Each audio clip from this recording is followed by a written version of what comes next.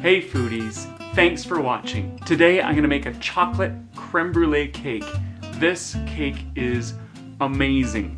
And I was looking through the history of my channel and I'm like, I haven't made a chocolate cake yet. So let's get started with this.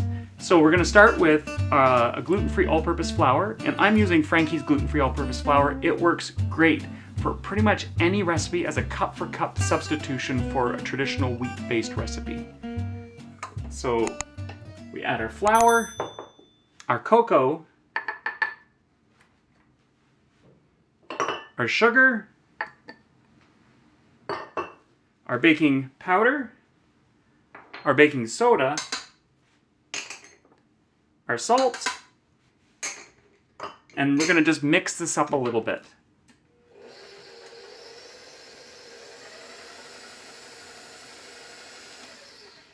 Easy so far. Now I'm gonna add my salad oil,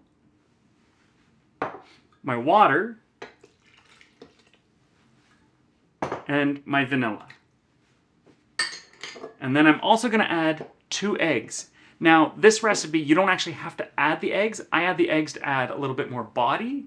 If you want to substitute the eggs, you can use 2 tablespoons of ground flax meal or an egg replacer.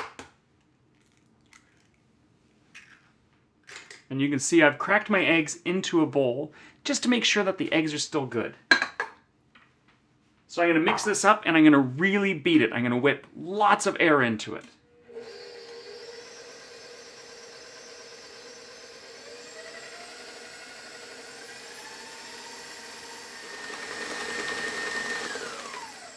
So I've really whipped this up and it's really nicely mixed. So at this point we can scoop it right into our pan, but I thought, you know what, let's throw caution to the wind. I have some ripe bananas and I'm going to put the bananas in there just to add a little bit more body and texture, give it a little bit more sweetness. And I'm just putting the whole thing right in there. And I'm going to give it a little mix again.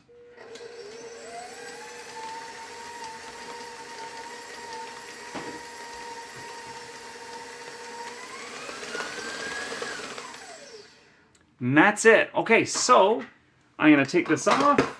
And I'm going to scrape my paddle. I love making chocolate cake because it's so easy to make. Okay, a little stir just to make sure everything in the bowl got mixed up. And I've got a buttered or oiled, I buttered mine, but you can also oil a bundt pan. And you know it's a bundt pan because it has a hole in the middle. And I'm going to scoop this right into the pan.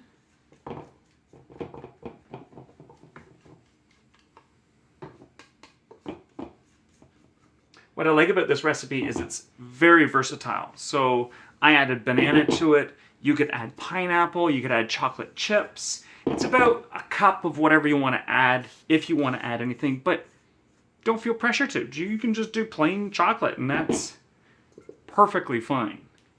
So I'm going to put this in a preheated oven of 350 degrees Fahrenheit for about 40 minutes, or until a skewer comes in and comes out clean.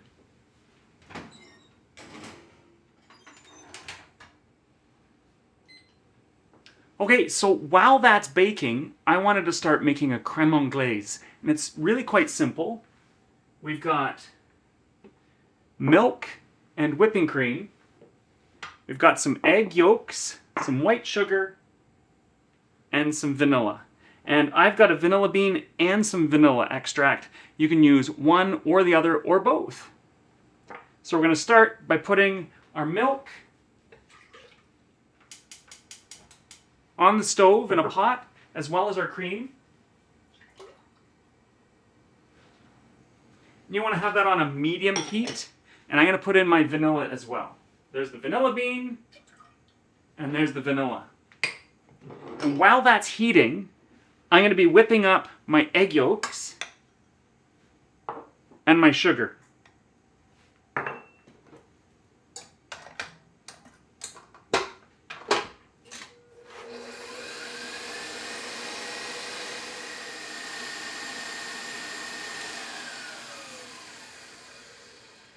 Okay, so my milk and my cream mixture is hot. I'm going to take it off the heat for a moment. I'm going to remove the bean, the vanilla bean. And I forgot to mention, so the vanilla bean I cut in half lengthwise just so that the seeds would come out. And you can see in this, there's little black flecks in it. And that's the vanilla bean seed. And that's exactly what you want to see. And it really makes it aromatic. So my egg yolks are a nice light color from the sugar and the egg yolk. Now I want to temper. So tempering is I want to take the hot mixture and slowly add it to the egg yolk mixture just to bring it up to temperature, and then I'm going to put it back into the stove. We're going to thicken it on the stove again. So I'm going to turn this on, and I'm going to slowly add just a little bit at a time. And the reason you do it slowly is so that you don't end up with scrambled eggs.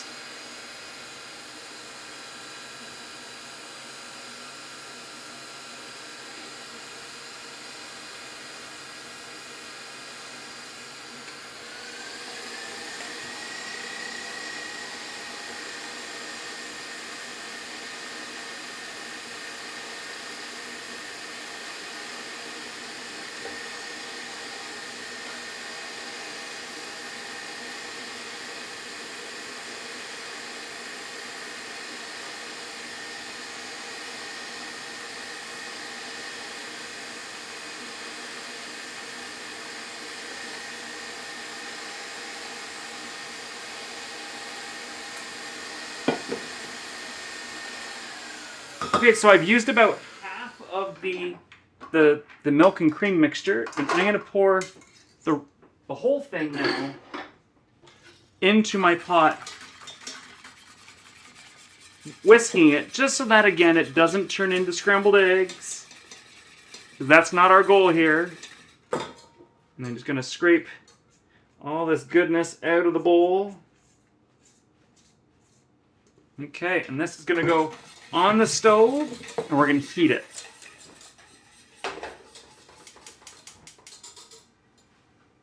And again, on a medium heat.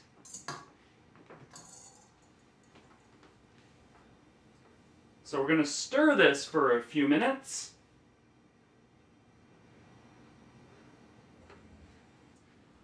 There we go. It's thickened up quite a bit.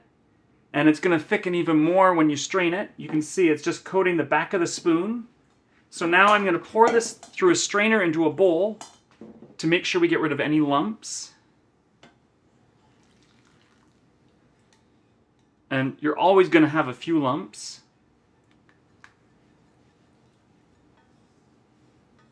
There we go. I'm just going to run the spatula around and just run it through. And this gives you a really nice silky finish.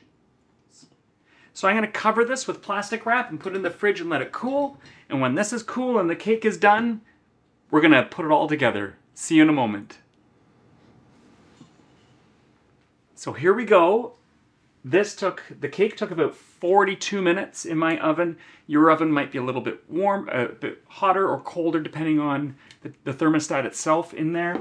But I just took a skewer and I put it right in and pulled it out, and it came out clean, so I knew it was done. And I've just let it cool. It's a little warm, but I'm a little anxious. I want to try it. The Crème Anglaise looks wonderful. You can see I put plastic wrap and I've actually put it right on top of the mixture, and that's to prevent it from skinning over, to getting that hard, crusty film. So I'm going to remove that. Okay, and we're going to invert the cake. So I'm going to flip it over on a plate. Here we go. Look at that. Oh my goodness. Oh, it smells so good. You can smell the little bit of banana coming out of it because I put banana in it. It smells really good. So at this point, you can pour this right on top. I would get a larger plate, of course. And then we would flambe it, but I'm just going to do a slice of it because I think you're going to get more of the crème anglaise on there, and it's going to be much more satisfying to your taste buds that way. So I've got a plate, and I'm gonna slice into it. Oh, you can see just how moist it is. It's so lovely, and a nice, good sized piece. Oh, look at that cake. It's beautiful. Absolutely beautiful. So I'm gonna set that aside. Now for the fun. I'll just get rid of the crumbs. So we get some of this crème anglaise, and we're gonna put it on top, just like so. And then we take a little bit of white sugar and we sprinkle that on top, a good generous amount. And then I've got a blowtorch here. You can use a plumber's torch or a kitchen torch, whatever you like. You need something that gets quite hot, butane or propane. And you're going to caramelize the sugar on top. And this might need a second coat. What are we thinking? Of course it's going to want a second coat. Extra sugar? Why not? So I'm going to put a little bit more sugar on. We're going to see it caramelize. That's the color I want to see on there. Look at that. I don't know if you could catch that little sizzle at the end. It was wonderful. And let's garnish it up with a few pieces of fruit. Oh yeah, look at that. I mean, that looks good enough to eat, if I do say so myself. And I think I'm going to give it a try. Oh, it smells so good. So I'm getting a little bit of the cake, a little bit of the sauce. Oh my goodness, the cake is so light and airy. And I think it's because I whipped it a lot in that mixer, and I really got a lot of air in there. I can taste the banana, and the banana's actually helped to lift it up a little bit. It's given it a little bit more body.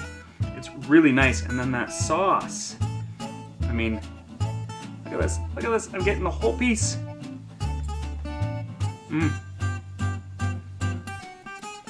This is really good. I wonder if you'll ever try making this. I look forward to reading the comments, and let me know what you think. Thanks for watching.